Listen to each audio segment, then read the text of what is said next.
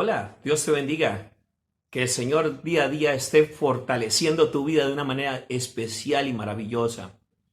Vamos a empezar una serie de mensajes enseñándote unos temas muy especiales referente a la Biblia. Este es un discipulado. Yo te invito a que juntos vayamos a conocer un poco más sobre las Sagradas Escrituras para que sepas muy bien cómo ser un buen cristiano. Vamos, avancemos con este tema. El título del discipulado de hoy es La Biblia, el manual de vida. La Biblia, el manual de vida. Bueno, empecemos entonces. Espero que esté muy atento y muy dispuesto para aprender hoy. El propósito de la palabra de Dios. Vamos a ver cuál es el propósito de la palabra de Dios. El propósito de la palabra de Dios. Las Sagradas Escrituras te pueden hacer sabio para la salvación por la fe que es en Cristo Jesús. O sea que el propósito de la palabra es instruirte, enseñarte, guiarte, ¿sí? Y enseñarte la voluntad de Dios.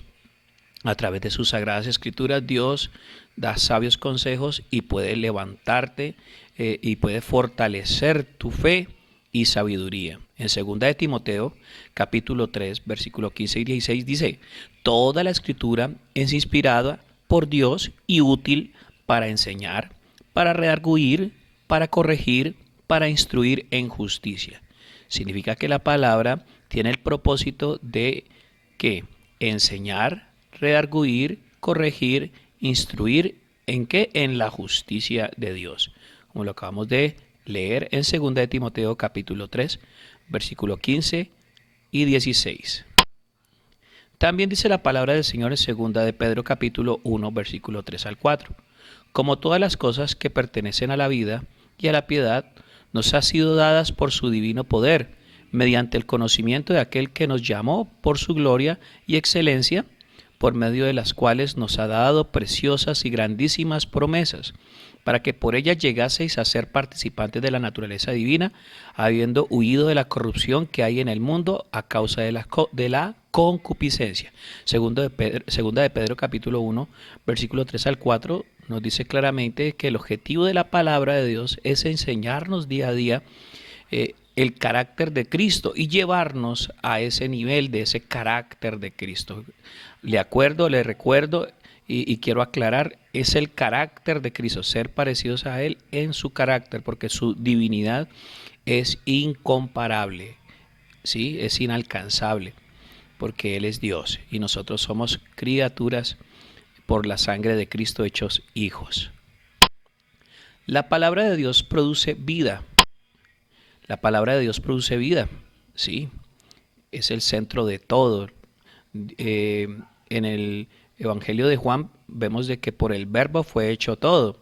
Y también dice la palabra del Señor en Génesis de que por la palabra fue hecho todo. La palabra de Dios es vida y también creativa. Es verbo hecho carne, ¿sí? Hecho realidad. Por la palabra de Jehová fueron hechos los cielos y todo el ejército de ellos por el aliento de su boca. Porque Él dijo y fue hecho. Él mandó y existió. Salmos 33, versículos 6 al 9. Quiero volverle a repetir. Por la palabra de Jehová fueron hechos los cielos y todo el ejército de ellos por el aliento de su boca. Porque Él dijo y fue hecho, Él mandó y existió. Salmos 33, versículos 6 al 9. La palabra de Dios es como agua. La palabra de Dios es como agua. En Juan 7:38 dice, el que cree en mí, como dice la Escritura, de su interior correrán ríos de agua viva. La palabra es un fluir maravilloso que puede purificar nuestras vidas. Vamos a verlo. Comenzamos la vida en el reino de Dios totalmente lavados o purificados por la palabra de Dios. Ese es el objetivo de la palabra de Dios también, ¿sí? Es purificarnos y limpiarnos a través de la palabra y la sabiduría que obtenemos a través de la Biblia. Ya vosotros estáis limpios por la palabra que os he hablado. Juan capítulo 15, versículo 3. La palabra es agua que purifica, que limpia nuestro ser, ¿sí? Y decía ahorita en el texto que acabamos de ver, El que cree en mí, como dice la Escritura, o sea, es importante que ese fluir no se detenga, ¿sí? Tú y yo nos vamos a convertir en una vida como un río de agua viva, agua fresca, para muchas personas que van a calmar, van a saciar su sed, porque vamos a ser llenos de la palabra de Dios. Nos vamos a convertir en Biblias andantes. ¿Qué significa eso? Que vamos a convertirnos en hacedores de la palabra. Ese es el objetivo real y genuino del Evangelio, ¿sí? ¿Correcto? Dice aquí en el Salmo 119, versículo 9 al 11. ¿Con qué limpiará el joven su camino? Con guardar tu palabra. En mi corazón he guardado tus dichos para no pecar contra ti. ¿Limpiar nuestro camino? Ah, claro. ¿Con qué lo limpiamos? Con la palabra de Dios, que es como agua. Continuemos. La palabra de Dios es luz para nuestras vidas. La palabra de Dios es luz. Mira, aquí está este hombre caminando en la oscuridad, pero tiene una lámpara para alumbrar su camino. Así dice el Salmo 119, versículo 105. Lámpara es a mis pies tu palabra y lumbrera a mi camino. Vamos a continuar con esta parte de ese estudio. La palabra es luz porque otorga entendimiento en un mundo de tinieblas. Sí, nos revela, que acabo de decir, revela, o sea, nos quita el velo, nos quita la ceguera. Conocemos la voluntad de Dios, conocemos lo que agrada a Dios, aprendemos sabiduría. Por eso les decía en el anterior estudio de la Biblia, decíamos que como la Biblia es una biblioteca, no es monotemática, tiene mucho de qué hablar, tiene todo que enseñarnos, ¿sí? Por eso nos otorga entendimiento y nos da luz en nuestro camino. Dice en 2 de Pedro capítulo 1, versículo 19. Tenemos también la palabra profética más segura, a la cual hacéis bien en estar atentos como a una antorcha que alumbra en lugar oscuro, hasta que el día esclarezca y el lucero de la mañana salga en vuestros corazones. La luz de Cristo debe brillar en nuestras vidas. ¿Y cómo brilla la luz de Cristo a través de nuestras vidas? Cuando nos convertimos en hacedores de la palabra de Dios y cuando nos dejamos guiar por ese sabio consejo que tiene Dios a través de las Sagradas Escrituras. Sigamos entonces con nuestro estudio. Los mandamientos de Jehová son rectos, que alegran el corazón. El precepto de Jehová es puro, que alumbra los ojos, dice el Salmo 19, versículo 8. Lo acabamos de leer. ¿Sí? Vuelvo y lo repito. Los mandamientos de Jehová son rectos, que alegran el corazón. El precepto de Jehová es puro, que alumbra los ojos. Salmo 19, versículo 8. La palabra de Dios es alimento. La palabra de Dios es alimento espiritual. Vamos allí. Aquí vemos una Biblia y unos trozos de pan. Él respondió y dijo, escrito está, no solo de pan vivirá el hombre, sino de toda palabra que sale de la boca de Dios. Mateo capítulo 4, versículo 4. La palabra de Dios es alimento espiritual. Sí, Señor. ¿Por qué es alimento espiritual la palabra de Dios? Nos nutre de una manera que nos ayuda a crecer espiritualmente y también fortalece nuestra vida cristiana. Nos nutre tanto que podemos vivir una vida espiritual fresca y rozagante.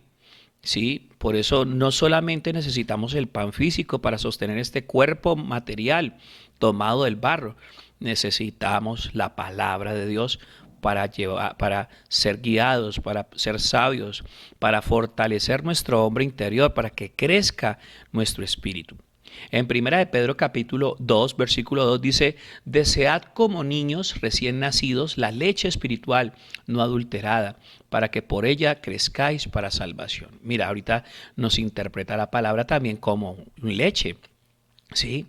Así como la mamá le da ese primer alimento cuando nace el bebecito, que se llama el calostro, nosotros necesitamos ser nutridos, ¿sí? Por esa leche espiritual no adulterada. ¿Qué significa leche espiritual no adulterada?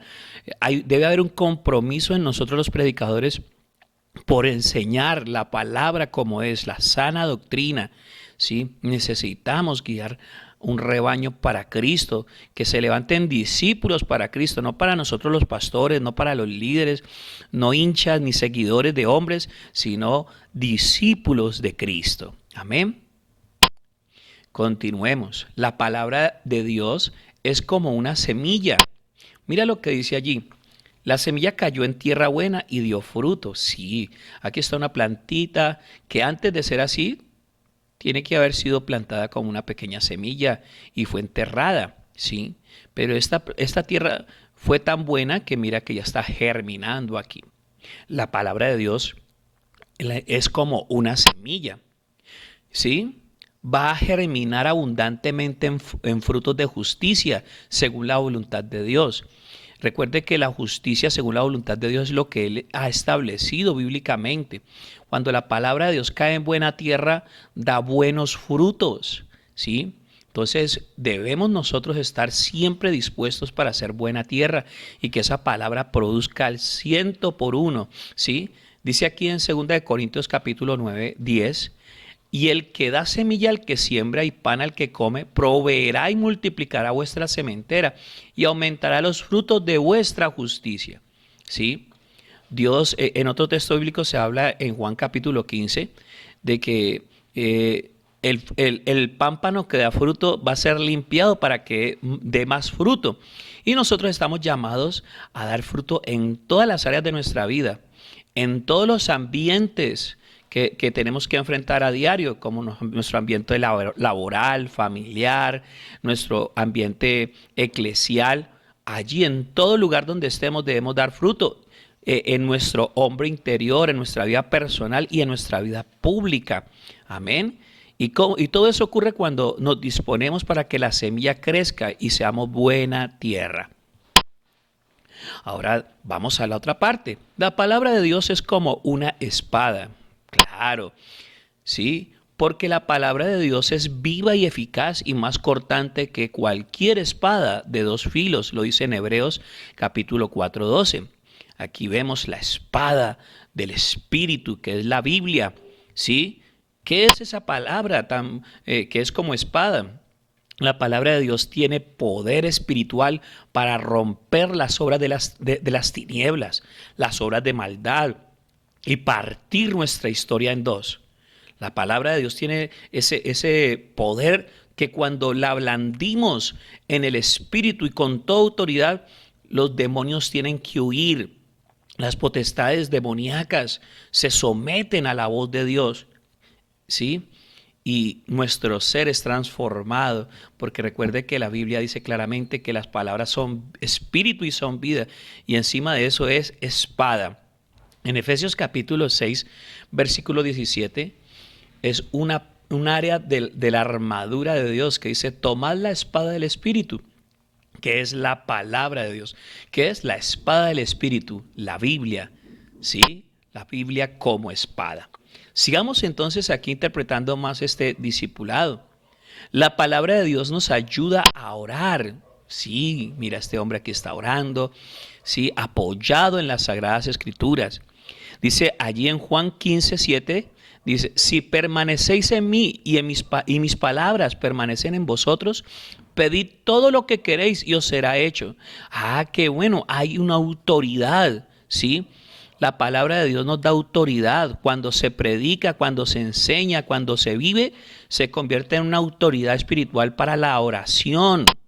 Qué bueno cuando tú y yo aprendemos textos bíblicos, ¿sí? Cuando tú y yo aprendemos textos bíblicos en la oración, los aplicamos, los vivimos, se convierten en esencia, se convierten en decretos espirituales que transforman la vida, que transforman las mentes y los corazones.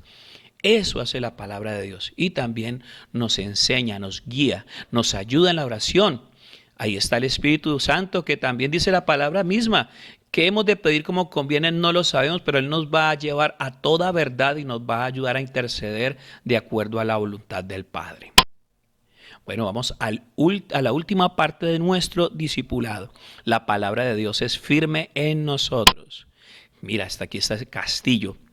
Casi siempre en la antigüedad los castillos eran levantados en unos montes y mira, construidos sobre toda esta roca, sobre toda una montaña.